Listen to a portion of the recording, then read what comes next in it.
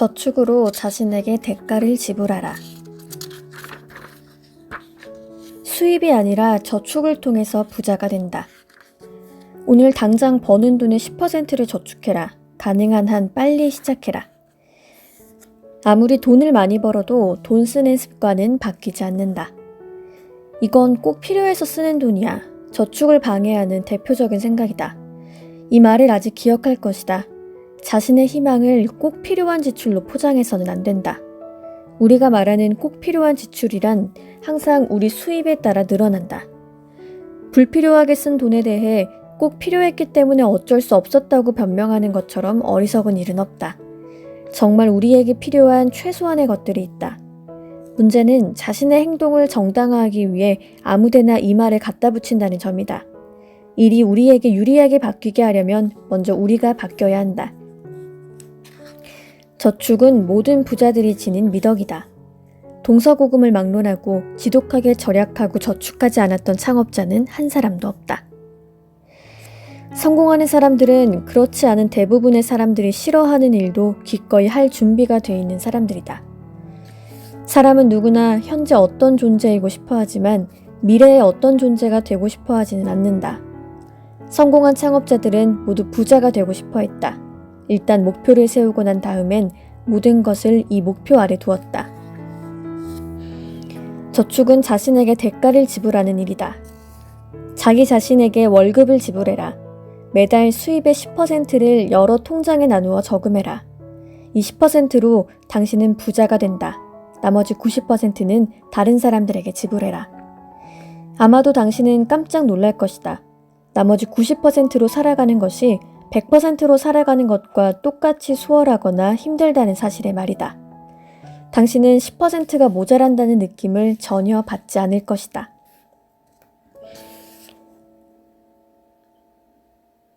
저축을 한다면 일하는 의미가 생긴다. 자신의 잠재의식에 당신이 돈을 잘 다룬다는 자신감이 뿌리내린다. 월급이 인상될 때마다 당신의 장기적 목표에 점점 다가가게 된다. 저축에 대한 신념과 태도는 언제든지 바꿀 수 있다. 씨앗까지 모두 먹어버린 농부는 아무것도 심을 수 없다. 스스로 기쁨을 느끼는 일에 모든 에너지를 쏟을 수 있도록 자신의 삶을 잘 가꾸는 사람을 나는 존경한다. 건실한 재정은 그런 사람이 되기 위한 필수 기반이다. 내 인생의 나머지를 보낼 곳은 미래다. 그렇기 때문에 나는 미래에 가능한 한 확실히 대비하고자 한다. 그것이 저축을 하는 이유다. 저축이 당신을 백만장자로 만든다. 모든 사람이 하는 대로 하면 당신 역시 모든 사람이 갖는 것만 갖게 될 뿐이다. 따라서 일반적인 수익률에 만족하지 말아라. 가장 먼저 해야 할 것은 투자에 대한 충분한 지식을 갖추는 것이다. 당신에게 필요한 파워 아이디어. 갖고 있는 돈의 이자로만 살 수 있어야 당신은 정말로 부자이고 경제적으로 자유롭다고 할 수 있다. 스스로 돈 버는 기계를 갖고 있지 않는 한 현재 얼마를 버는지에 상관없이 이미 당신은 돈 버는 기계가 되어버린 것이다. 수입이 아니라 저축을 통해서 당신은 부자가 된다. 부는 돈을 붙잡아둘 때만 생겨난다. 습관은 수입이 늘어날수록 더욱 굳어진다. 당신이 현재 돈을 잘 관리하지 못하면 수입이 늘어났을 때는 더 못하게 된다. 수입이 적을 때가 더 저축하기 쉽다. 같은 퍼센티지라도 금액이 많아질수록 훨씬 무겁게 느껴지기 때문이다. 정말 필요한 최소한의 것이 있다. 문제는 돈 쓴 것을 정당화하기 위해 이 말을 아무데나 갖다 붙인다는 점이다. 지독하게 절약하고 저축하지 않았던 창업자는 없다. 현재 돈의 가치를 보지 말고 10년, 15년 또는 20년 뒤의 가치를 보아라. 성공한 사람들은 그렇지 않은 대부분의 사람들이 싫어하는 일도 기꺼이 할 준비가 되어 있는 사람들이다. 수입의 90%로 사는 것은 100%로 사는 것과 똑같이 수월하거나 똑같이 힘들다. 우리의 소비 수준은 늘어나는 수입과 항상 나란히 상승한다. 저축에 대한 신념과 태도는 언제든지 바꿀 수 있다. 저축하는 것이 얼마나 힘든지에 상관없이 저축하지 않는 것은 저축하는 것보다 더 큰 어려움을 몰고 온다. 모든 사람이 하는 대로 하면 당신 역시 모든 사람이 갖는 것만 갖게 될 뿐이다. 돈이 우리 생활에서 가장 중요하게 되는 것은 우리에게 돈이 없을 때다. 9장. 이자의 이자가 기적을 부른다. 자본과 투자를 확보하지 않으면 의미가 없다. 자본주의에는 자본이라는 단어가 들어가 있다. 당신이 자본과 투자를 활용하지 않으면 자본주의는 당신에게 아무 의미가 없는 말장난이 되고 만다. 경제적으로 당신은 석기시대 한가운데 사는 것이나 다름없다. 우리 마음에 들든 안 들든 우리 시스템은 여러 면에서 강자는 더욱 강하게, 약자는 더욱 약하게 만든다. 이것은 우리 시대에 내재된 진화의 법칙처럼 보이기도 한다.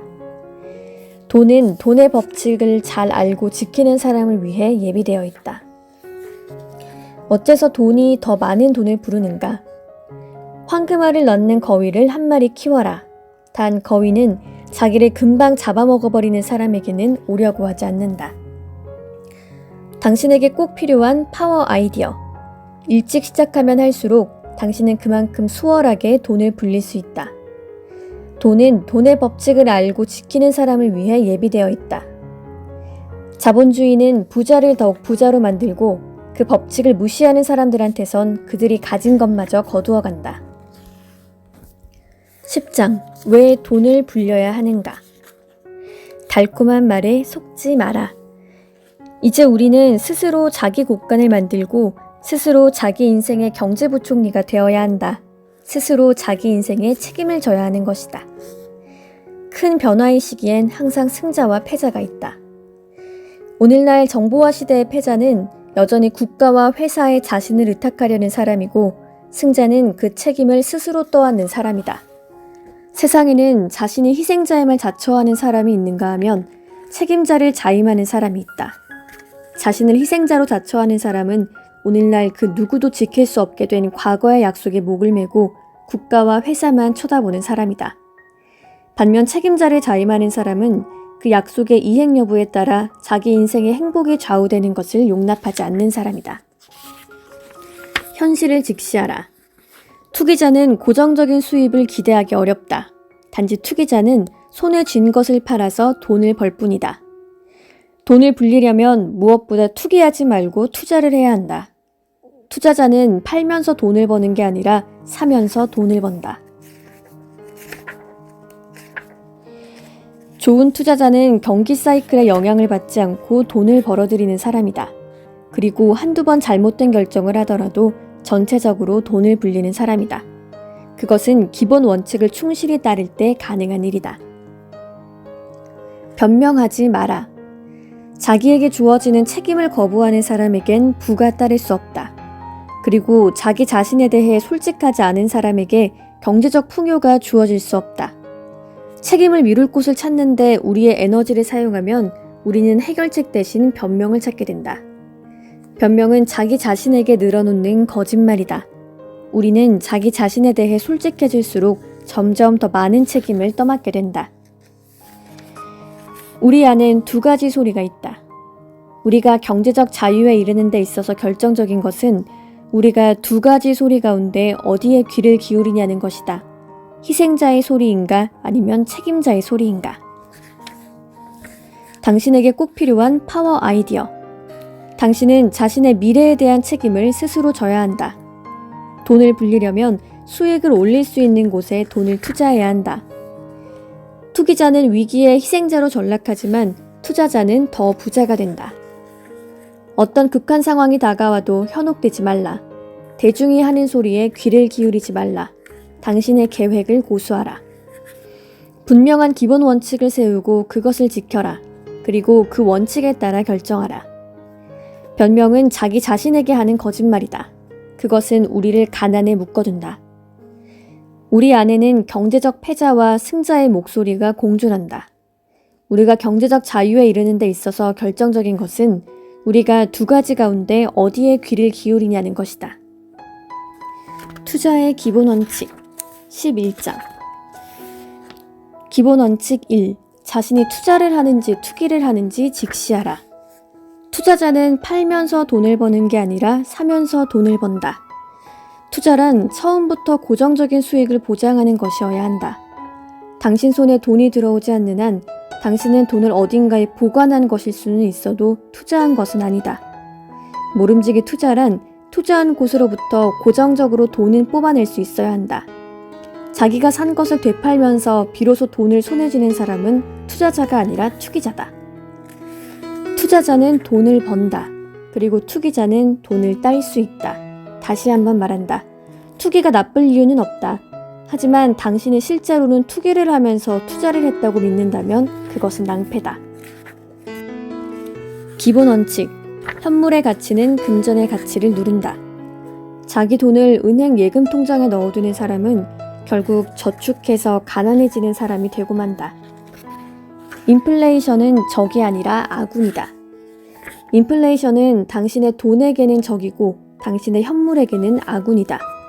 인플레이션으로 당신 돈의 가치가 떨어졌다는 것은 곧 당신이 가진 현물의 가치가 올라갔다는 반가운 소식이기도 하다. 그러므로 우리가 현물에 투자하면 인플레이션을 겁낼 필요가 없어진다. 바로 그 인플레이션이 돈의 가치는 파괴하지만 당신이 투자한 현물의 가치는 높여주기 때문이다.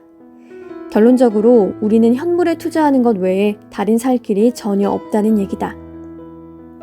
기본 원칙, 위험은 감수할 수밖에 없다. 경제적인 자유로 가는 길과 절대적으로 안전한 길을 동시에 갈 수 있는 사람은 아무도 없다. 말하자면 그것은 서로 반대 방향으로 내딛는 두 길과 같다. 많은 사람들이 경제적 자유를 꿈꾸고 그 방향으로 조금씩 움직이기도 한다. 하지만 동시에 안전성이라는 포기할 수 없는 큰 가치가 그들의 발목을 잡아끌면 그들은 다시 반대 방향으로 움직인다. 쉽게 말해 한 번은 이쪽 방향으로 한 걸음 떼고 다음엔 다른 방향으로 한 걸음 물러서는 형국이다. 그 결과는 당연히 한 걸음도 앞으로 나아가지 못하는 제자리 걸음이다. 경제적 자유와 안전은 서로 상반되는 개념이다. 경제적 자유를 추구하는 사람은 안전성에 최우선 가치를 두는 사람과는 초점이 다를 수밖에 없다. 다른 것은 다 필요 없고 안전성만 확보하면 된다는 사람은 경제적 자유를 희생해야 한다. 그러므로 안전을 추구하면 할수록 경제적 자유는 점점 축소된다.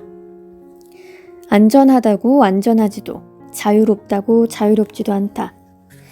안전을 추구하는 사람은 무엇보다 우선 잃지 않으려는 사람이다. 손실에 대한 두려움이 이익을 남기고 싶은 욕구보다 큰 것이다.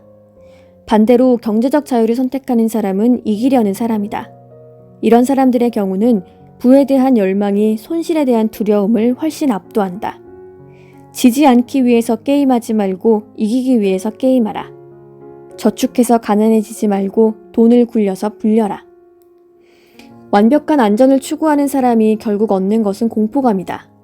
안전제일주의로 가는 사람들은 예외 없이 소심하고 겁 많은 사람이다. 그들이 보는 세상은 항상 어둡고 위험하기만 하다. 시각이 지나치게 안전에만 고정된 사람은 항상 부정적인 세계관을 갖게 마련이고 끊임없이 새로운 위험을 찾아낸다. 정확히 말하면 안전하다고 해서 절대로 안전한 것이 아니다. 당신이 안전한 곳에만 투자한다면 확실하게 보장되는 것은 딱 하나. 인플레이션과 세금이 당신 돈을 갉아먹을 거라는 점이다. 하지만 자유롭다고 해서 절대로 자유로운 것도 아니다. 자유는 그 대가를 요구한다. 용기와 강인함, 실패를 감수할 준비 같은 것들이다. 자유를 위해 지불해야 하는 대가는 결코 적지 않다. 때때로 엄습하는 불안감, 회의, 무모한 사람이라는 주변의 따가운 시선 등. 하지만 당신이 뭔가 감행하려는 용기만 내면, 실패를 기꺼이 맞을 힘을 가지면, 그리고 패배를 다루는 법을 배우기만 하면 당신은 지금까지 아주 극소수의 사람만이 맛보았던 자유를 누릴 수 있다. 패배 없는 승리는 없다.